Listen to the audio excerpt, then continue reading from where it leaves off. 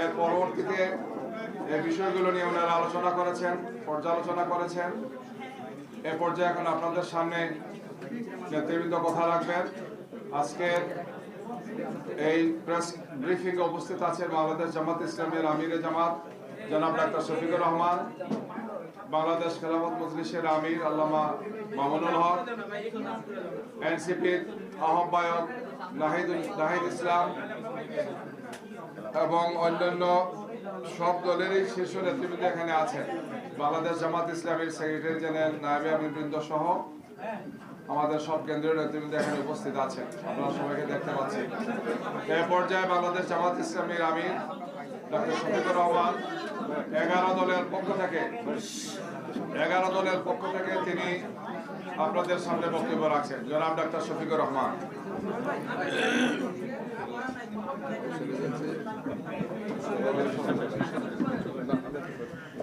আসসালামু আলাইকুম রহমতুল্লাহ। 11 দলের সম্মানিত শীর্ষ নেতৃবৃন্দ, সাংবাদিক বন্ধুগণ, আমরা সবাই প্রিয় বাংলাদেশের নাগরিক।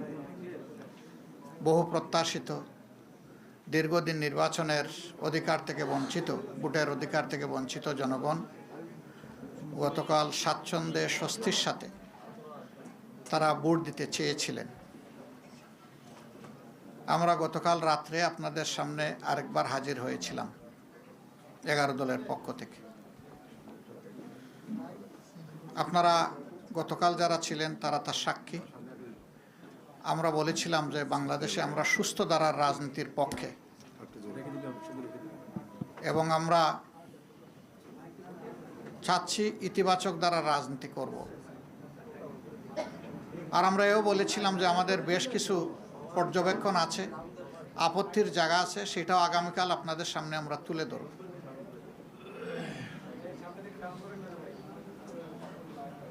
নির্বাচন মানে হার জিতের ব্যাপার থাকবে, স্বাভাবিক। সেই হার জিতটা যদি স্বাভাবিকভাবে হয় তাহলে কারো সেখানে বড় কোনো আপত্তি থাকে না, সবাই সাধারণত মেনে নেয়। কিন্তু যদি সেখানে বড় ধরনের কোনো বৈষম্য অথবা ইরেগুলারিটিস হয়ে থাকে, অনিয়ম হয়ে থাকে, তাহলে স্বাভাবিকভাবেই এটা প্রশ্ন তৈরি করে। আমরা আমাদের পক্ষ থেকে গতকাল এই ইতিবাচক দৃষ্টিভঙ্গি জানানোর পরেও আপনারা লক্ষ্য করেছেন নিশ্চয়ই আজকে বাংলাদেশের বিভিন্ন জায়গায় 11 দলীয় নির্বাচনী অক্ষের কর্মী, সমর্থক, এজেন্ট, ভোটার বিভিন্ন জায়গায় বাড়িতে বাড়িতে হামলা হচ্ছে, ব্যক্তির উপর হামলা হচ্ছে, আগুন ধরিয়ে দেওয়া হচ্ছে বাড়িতে।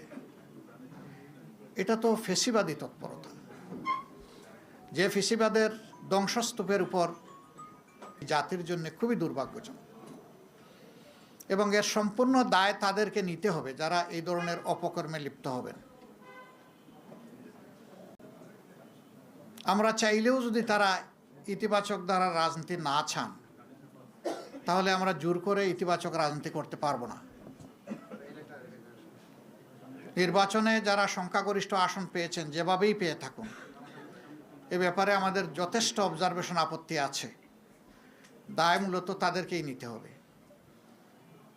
দেশের শান্তি শৃঙ্খলা রক্ষা করা হবে যদি তারা সরকার গঠন করেন, এটা তাদের দায়িত্ব। কিন্তু এখন এইগুলা কিসের আলামত? এখন এইগুলা বন্ধ করতে হবে। এখনও যদি বন্ধ করা না হয় আমরা বাধ্য হব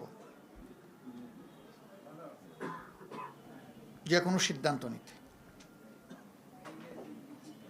এবং আমরা নিরীহ দেশবাসী যারা ভালোবেসে একটা পরিবর্তনের পক্ষে গণভোটে হা বলেছেন এবং আমাদেরকে ভোট দিয়েছেন, সহযোগিতা সমর্থন করেছেন, আমরা তাদেরকে বলতে চাই, আপনারা যেমন আমাদের সাথে ছিলেন, আগেও আমরা আপনাদের সাথে ছিলাম, আজকে থেকে আরও শক্তভাবে আমরা আপনাদের সাথে থাকব ইনশাআল্লাহ।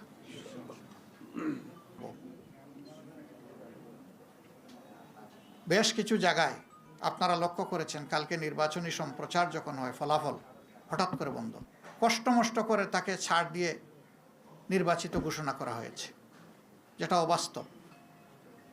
আবার আমাদের কাছে ডকুমেন্ট আছে, বিভিন্ন জায়গায় রেজাল্ট শিটের উপর কষামাজা করা হয়েছে।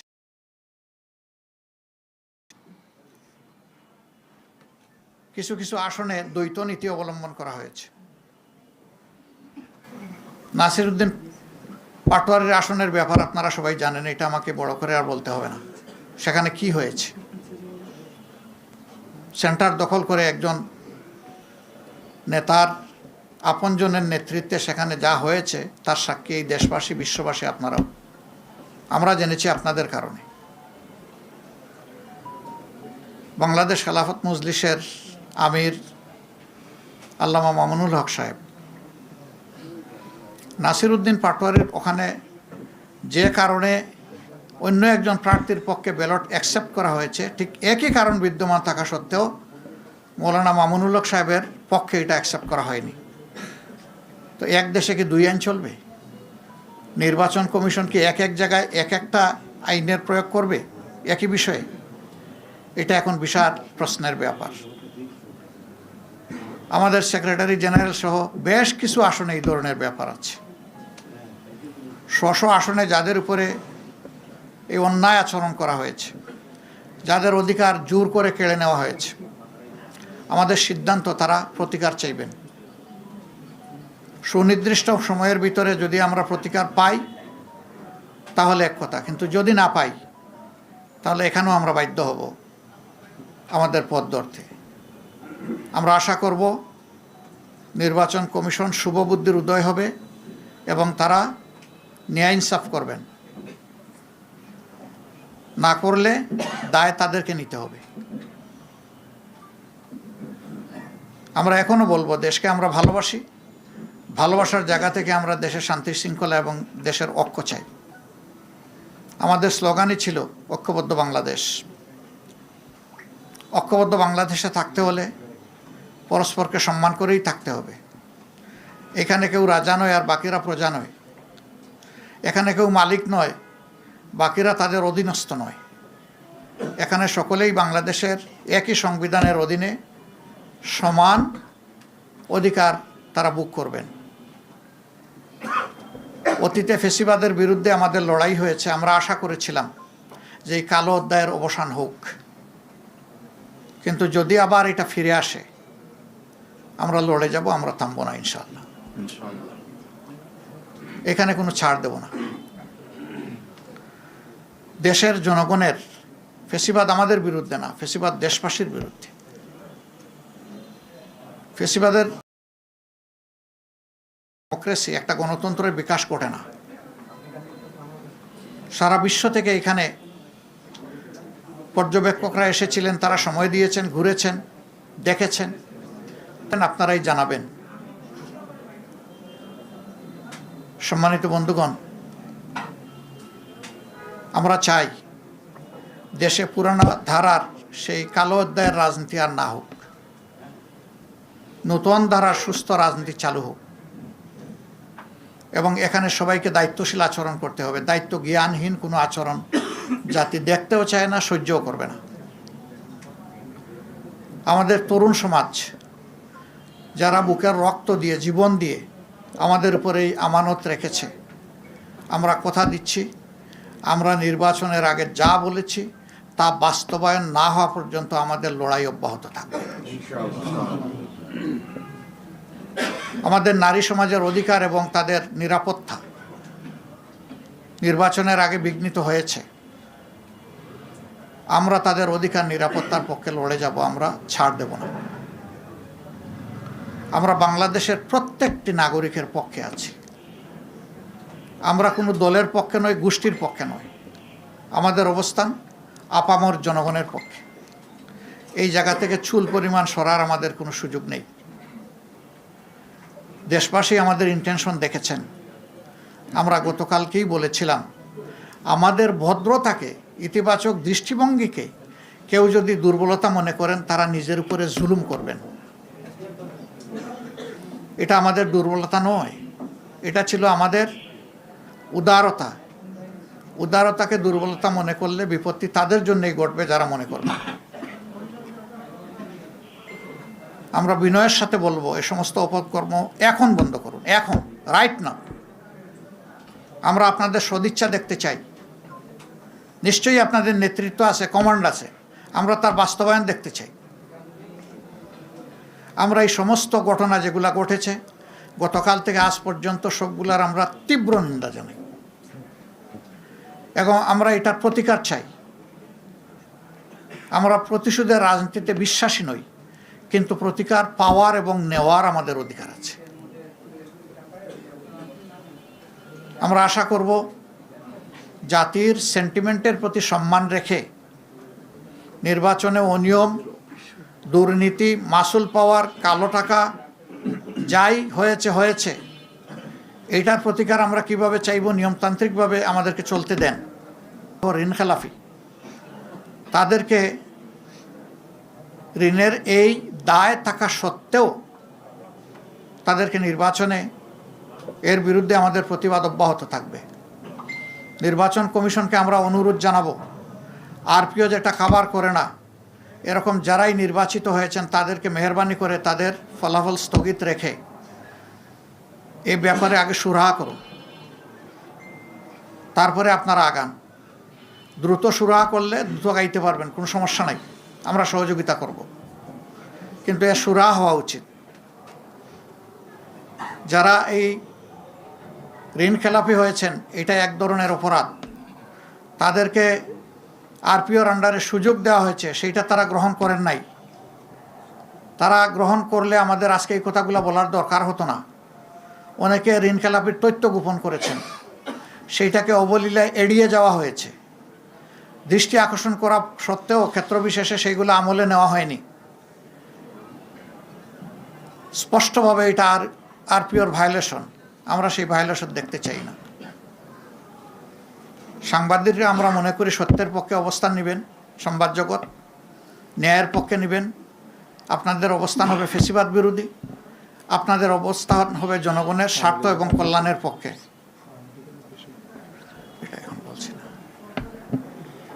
আমরা এটাও লক্ষ্য করছি, আমরা সুনির্দিষ্ট এখনই বলতে চাচ্ছি না, কোনো জায়গায় ফ্যাসিবাদীদেরকে ঘোষণা দিয়ে এখন পুনর্বাসন করা হচ্ছে।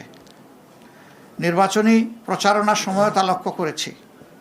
এটা মনে রাখবেন, কিছু মানুষ জীবন বাজি রেখে লড়াই করে জীবন দিয়ে এই ২৬ আমাদেরকে এনে দিয়েছে।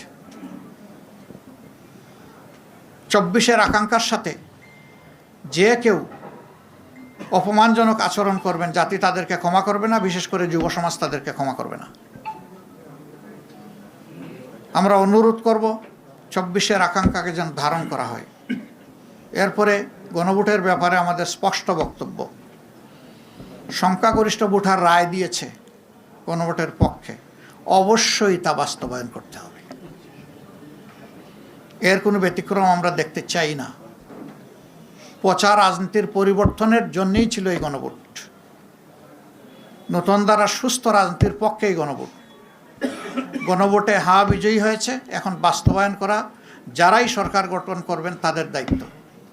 তারা যদি বাস্তবায়নের উদ্যোগ নেন, আমরা সর্বাত্মক সহযোগিতা করব। কেউ যদি এড়িয়ে চলতে চান, আমরা এ বিষয়ে অবশ্যই আমাদের কণ্ঠ থেমে থাকবে না, আমরা আমাদের দায়িত্ব পালন করব। বন্ধুগণ, যে সমস্ত আসনে ভয়াবহ অনিয়ম হয়েছে, আমাদের পক্ষ থেকে নিয়মতান্ত্রিকভাবে আমরা তার প্রতিকার চাইব। কিন্তু হাস্যস্কর, এত কিছু করার পরেও একটা পক্ষ তারা সন্তুষ্ট হতে পারছেন না। ভোট কেড়ে নেওয়া, তারপরে রেজাল্টে বিভিন্ন ধরনের মেকানিজম প্রয়োগ করা, এখন আবার সেই সিটগুলোর বিরুদ্ধে অনেকে নূতন কসরত শুরু করেছেন। কি চাচ্ছেন আপনারা? জাতির সামনে পরিষ্কার করে বলে দেন। এই প্রক্রিয়া যদি বন্ধ না হয়, তাহলে আমাদের কি করার থাকবে? যারা এই ধরনের কাজ করবেন, দায় তাদেরকে নিতে হবে। আমরা আবারও বলবো, দেশকে ভালোবাসি, আমরা ইতিবাচক ধারার রাজনীতি চাই। আমাদেরকে ইতিবাচক ধারার রাজনীতি থেকে কেউ যেন বঞ্চিত না করেন, বঞ্চিত করলে দায় তাদের। আল্লাহ আমাদের সহায় হন। এখানে আমার সহকর্মীরা আছেন, নাহিদ ইসলাম আছেন, তিনি যদি কিছু সাপ্লিমেন্ট করতে চান আমি তাকে ওয়েলকাম করব। এরপরে আল্লামা মামুনুল হক সাহেব আছেন, তিনিও যদি কিছু সাপ্লিমেন্ট করতে চান তাহলে তাকে ওয়েলকাম করব। নাহিদ কিছু বলবো? বলো দিয়ে তোমাকে যখন আমি ইনভাইট করেছি তুমি যা ভালো মনে করো তাই বলো। আসসালামু আলাইকুম প্রিয় সাংবাদিক ভাই বোনেরা এবং প্রিয় দেশবাসী। 11 দলের পক্ষ থেকে আমরা এই নির্বাচন নিয়ে আমাদের অবস্থান অলরেডি ব্যক্ত করেছেন 11 দলের অন্যতম দল, প্রধান দল জামাত ইসলামী সংগ্রামী আমির ডক্টর শফিকুর রহমান। আমাদের অবস্থান খুবই সুস্পষ্ট। এই নির্বাচনে সুস্পষ্টভাবে ফলাফলে কারচুপি হয়েছে। ভোট সুষ্ঠু একটা পর্যায় পর্যন্ত সুষ্ঠুভাবে হয়েছিল, আমরা সেটাকে স্বাগত জানিয়েছিলাম। কিন্তু ফলাফল যখন ঘোষণা করার সময় হয়েছে ওই সময়টাতে স্পেসিফিক অনেকগুলো আসনকে টার্গেট করে আপনারা দেখেছেন বাংলাদেশ খেলাফত মজলিসের আমির আল্লামা মামুনুল হক ঢাকা 13, সেই আসন, ঢাকা 8 আসন, বাংলাদেশ জামাত ইসলামের সেক্রেটারি জেনারেলের আসন, এরকম স্পেসিফিক কয়েকটা আসনকে টার্গেট করে সেটার ফলাফল পরিবর্তন করে দেওয়া হয়েছে। কেন্দ্রগুলোকে দখল করে সেই কেন্দ্রে জোর করে প্রশাসনকে ব্যবহার করে সেই ফলাফল পরিবর্তন করা হয়েছে। এখন যেই প্ল্যানের কথা আমরা শুনেছি, আমরা সেই প্ল্যানের একটা বাস্তবায়ন বা সেই প্ল্যানের একটা স্বরূপ কিন্তু এই নির্বাচনে আমরা দেখতে পাচ্ছি। এবং এই ধরনের ফলাফল কারচুপি করে যারা পুরনো আমলে আওয়ামী লীগ যেইভাবে নির্বাচন করেছে সেই ধরনের প্রচেষ্টা আমরা যাদের ভিতর দেখতে পাচ্ছি, তারা কিভাবে রাষ্ট্র পরিচালনা করবে, কীরকম দেশ পরিচালনা করবে সেটা নিয়ে জনগণের মধ্যে প্রশ্ন এসেছে। এবং নির্বাচনের পরদিনই যারা তাদের প্রতিদ্বন্দ্বীদের উপরে হামলা, সারা দেশে নির্বিচারে বাড়িঘরে হামলা, আগুন লাগানো, হুমকি এবং এলাকা ছাড়া করতেছে, তাদের কাছে এই দেশের জনগণ, এই দেশের মানুষ কিভাবে নিরাপদ থাকবে সেটা নিয়ে প্রশ্ন এসেছে। এবং সেটার জন্য আমরা 11 দল কিন্তু ঐক্যবদ্ধ হয়েছি। এবং ডক্টর শফিকুর রহমান বলেছেন স্পষ্টভাবে যে এটার জন্য রাজপথে নামার প্রয়োজন হলে আমরা সেটার প্রস্তুতি নিচ্ছি। কারণ এই দেশের মানুষকে যারা 11 দলের পক্ষে নির্বাচনে কাজ করেছে, নেতাকর্মী সমর্থক, তাদেরকে হেফাজত করা, তাদেরকে রক্ষা করার দায়িত্ব আমাদের। আরেকটি কথা আমি বলতে চাই, আমরা জনগণকে অভিবাদন জানাই যে জনগণ এত প্রতিকূলতার মধ্যেও 11 দলের পক্ষে ভোট দিয়েছেন, 11 দলের পক্ষে বিজয়ী হয়েছেন। অনেকেই অনেক কারচুপি করে তাদের বিজয় আটকানো যায়নি। আপনারা দেখবেন যে গণভোটে কত পার্সেন্ট ভোট পড়েছে, 60% ভোট পড়েছে, 60+ ভোট পড়েছে। এই নির্বাচনে কিন্তু কিছু সুস্পষ্ট দুইটা পক্ষ ছিল, একটা সংস্কারের পক্ষ, পরিবর্তনের পক্ষ, যারা সংস্কার চায়, গণতন্ত্র চায়, চাঁদাবাজি বন্ধ করতে চায়, দুর্নীতি লুটপাটের বন্ধ করতে চায়, বিচার এবং সংস্কার চায়, আধিপত্য তো বিরোধিতা চায়। আরেকটি পক্ষ যারা পুরনো বন্দোবস্ত, পুরনো রাজনীতিকে প্রতিনিধিত্ব করেছে, যারা 72-এর সংবিধানকে চেয়েছে, যারা পুরনো যত ধরনের রাজনীতি আছে, যারা ঋণ খেলাপিদেরকে প্রশ্রয় দিয়েছে, যারা লুটপাট দুর্নীতি, সেই একই রাজনীতি করতে চায়। ফলে জনগণ ব্যাপকভাবে যেই 60%-এরও বেশি, 60+ সংস্কারের পক্ষে তারা ভোট দিয়েছে, সেই একই জনগণ কিন্তু 11 দলের পক্ষেও ভোট দিয়েছে। কিন্তু শেষ মুহূর্তে এই 10%-এর মতো ভোট কিন্তু কারচুপি করা হয়েছে, ফলাফলে কারচুপি করা হয়েছে। নাহলে এই পুরো ভোটটাই 11 দলের পক্ষেই আসতো। শেষ মুহূর্তে 11 দলের অনেক গুরুত্বপূর্ণ নেতাকে এবং প্রার্থীকে হারিয়ে দিয়ে ক্ষমতা নিয়ে নেওয়ার চেষ্টা করেছে। এবং আমরা নির্বাচন কমিশনে সেটা সুস্পষ্টভাবে এই অভিযোগ জানানো হবে, প্রার্থীরা জানাবে যাদের, এবং নির্বাচন কমিশন সেখানে কি ভূমিকা পালন করতেছে, তাদের অবস্থান কি, এর উপর নির্ভর করবে আমাদের নির্বাচন নিয়ে চূড়ান্ত অবস্থান। ধন্যবাদ সবাইকে।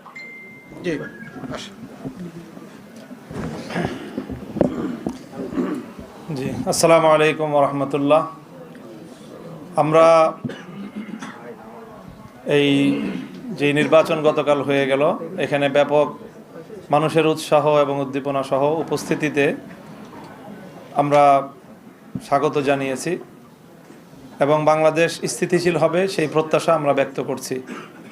স্বাভাবিকভাবেই স্থিতিশীলতার জন্য যারা এই মুহূর্তে বিজয়ী ঘোষণা করা হয়েছে, যাদেরকে বাংলাদেশের স্থিতিশীলতা রক্ষা করা তাদের প্রধান দায়িত্ব, তারাই যদি দেশকে অস্থিতিশীলতার দিকে ঠেলে দেয় তাহলে দেশের জন্য সেটা হবে সবচেয়ে হতাশাজনক বিষয় এবং উদ্ভূত পরিস্থিতির জন্য সম্পূর্ণ দায় তাদেরকেই নিতে হবে। আমরা অত্যন্ত দ্ব্যর্থহীন ভাষায় বলতে চাই জুলাই বিপ্লবের চেতনাকে যদি ধ্বংস করার চেষ্টা করা হয় তাহলে সেখানে আমরা আনকম্প্রোমাইজ থাকব। আমরা কোনো নমনীয়তা এবং কোনো ধরনের কম্প্রোমাইজ জুলাই বিপ্লবের চেতনার ক্ষেত্রে আমরা করতে পারবো না। কাজেই সকল মহলকে আমরা সেই বিষয়ে আমরা স্পষ্ট বার্তা দিতে চাচ্ছি। তারপরে ইলেকশনটার যে বিষয়ে আমরা আমাদের গতকাল থেকে আজকে বলে আসছি আমরা যে আমরা তো আমাদের ইতিবাচকভাবেই আমরা ব্যক্ত করতে চাচ্ছি প্রতিক্রিয়া, কিন্তু পরিষ্কার যে ইলেকশনটা তো একটা সময় পর্যন্ত অথবা ভোট গ্রহণ হওয়া পর্যন্ত মোটামুটি দৃশ্যমান রাখা হয়েছে, কোনো গণ্ডগোল যেন না হয়। কিন্তু ভোট গণনা শুরু হওয়ার পর থেকেই আমাদের কাছে একেবারেই দিবালোকের ন্যায় স্পষ্ট যে ভোট গ্রহণটা যেভাবে হয়েছে ভোট গণনাটা তার সম্পূর্ণ উল্টোভাবে হয়েছে, এবং সেখানেই আগামীর বাংলাদেশের ভাগ্য এবং মানুষের জনরায়ের প্রতি চরমভাবে অশ্রদ্ধা প্রদর্শন করা হয়েছে, অসম্মান করা হয়েছে। এটা যারা করেছেন বাংলাদেশের কাছে তাদেরকে দায়ী থাকতে হবে ইনশাল্লাহ। এবং ইতিহাস বারবার ফিরে আসে, বাংলাদেশের মানুষ তাদের এই ব্যালটের অধিকার অবশ্যই তারা উদ্ধার করে ছাড়বে ইনশাল্লাহ, সেই প্রত্যয় আমরা ব্যক্ত করছি। জি, ধন্যবাদ। আলহামদুলিল্লাহ, দীর্ঘক্ষণ ধরে আপনারা আছেন, সবাইকে ধন্যবাদ জানিয়ে আমরা দেশবাসীকে কৃতজ্ঞতা আদায় করতে চাই যে সকল ধরনের হুমকি ধমকি অত্যাচার জুলুম নিপীড়ন অগ্রাহ্য করে দেশবাসী যেভাবে আমাদের পাশে দাঁড়িয়েছিল আমরা রিয়েলি অভিভূত, তাদের কাছে কৃতজ্ঞ। এবং দেশবাসী আপনারা যেহেতু আমাদের পাশে দাঁড়িয়েছেন দেশের স্বার্থে, জনগণের স্বার্থে, আমরা আবার অঙ্গীকার ব্যক্ত করছি আমরা খুবই দৃঢ়ভাবে আপনাদের সাথে থাকব এবং আপনাদের কোনো অধিকারের সাথে আমরা কম্প্রোমাইজ করব না। অধিকার আদায় করাই হবে আমাদের নৈতিক দায়িত্ব। এ লড়াই আমাদের অব্যাহত থাকবে ইনশাআল্লাহ। সংশ্লিষ্ট সকলকেই আমরা আন্তরিক ধন্যবাদ জানিয়ে এখানেই শেষ করছি। আসসালামু আলাইকুম। আজকে আর কোনো প্রশ্ন নিচ্ছি না, আমরা আজকে নিচ্ছি না কোনো প্রশ্ন। Thank you. আসসালামু আলাইকুম।